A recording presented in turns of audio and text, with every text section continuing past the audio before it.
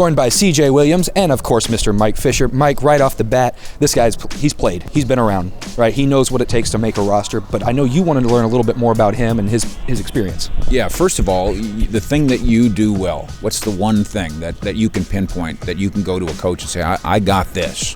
I'm a great defender, in my opinion.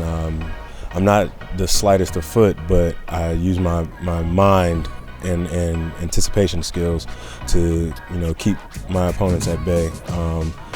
Basically, at this level, all guys are really good, and so what you have to do is just make it as difficult as possible. Sometimes they'll make tough shots, and if you're just a pest, you can really get under a guy's skin. So you pride yourself on being a pest? Oh yeah, definitely.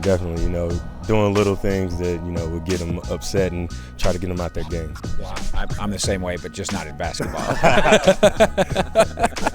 He's got a lovely wife. They're very happy. I don't think she would say that. But now, in talking to Donnie Nelson and to Coach Bob McKinnon, who you have a long history with, they kind of put the label of 3-and-D on you. You do have a pretty solid outside shot. You are that pest, that irritant.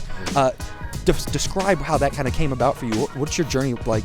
What's it been like to this point? Well, playing for Coach McKinnon before, he put a lot of confidence in me, and it was one of those things that I just, I pride myself on defense already, and then developing one particular skill at a high level was important, and the three-point shot became it. I just work on it every day, putting up as many shots as I can, getting practice, and the 3-and-D is what the NBA looks for, so I'm here for it.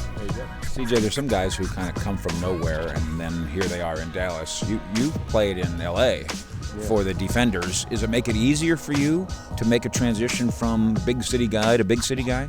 Yeah, it does. Having traveled, I've also traveled around the world as well. So I've seen a lot and I've experienced a lot, just in life in general, and it allows me to have a sense of calmness when I come here and just be able to get my job done.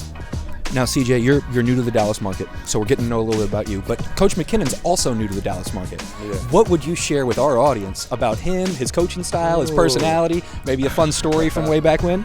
Coach McKinnon is really intense. He's very, very intense, and he's also very positive. He's he does a lot of encouraging guys and not putting guys down. But an interesting story.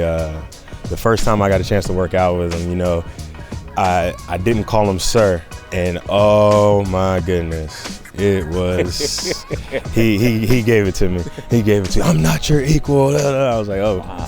okay. And but after that, me and him really got along well and stuff like that. So.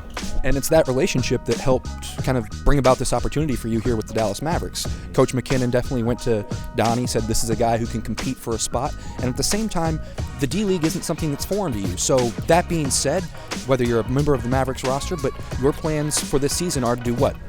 I want to be a Maverick. It's always been my ultimate goal. It's been a dream of mine to play in the NBA. And I'm happiest for the Mavericks because, a little secret about myself, I've been a Mavericks fan since 1998. Oh, they all say that, Mr. Fisher. No. I really have. It's funny because all my friends back home know that I grew up in North Carolina, but the Hornets were not around when I started watching basketball. So I liked Dirk's game. So I was like, hey, I'll be a Mavericks fan, and I've been a Mavericks fan since then. All right, we'll let you get away with it this one time. CJ, great job, my man. Thank you. Great getting to know you more. Yeah.